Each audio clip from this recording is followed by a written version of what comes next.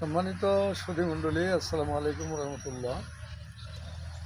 গ্রামীণ পরিবেশে আমি যাচ্ছিলাম শ্বশুরবাড়ি।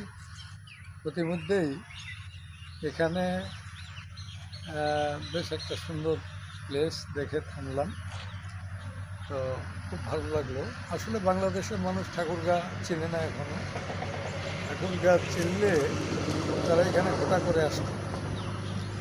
মাঝখানে বাংলাদেশের যত ঐতিহ্য আছে সব ঐতিহ্যগুলোর চাইতে আমার মনে হচ্ছে মনোরম পরিবেশের দিক থেকে ঠাকুরগাঁ সর্বশ্রেষ্ঠ, সর্বসেরা।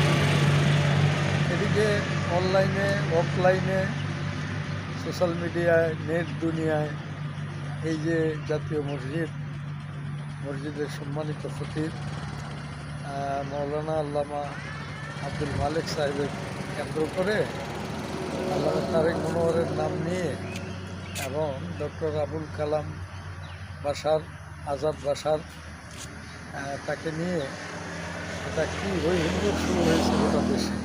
এগুলো মূলত তিনিও বলেন নাই এগুলি কে বা কারা প্রত্যেকে অনলাইনকে ভারী করে দিয়েছে।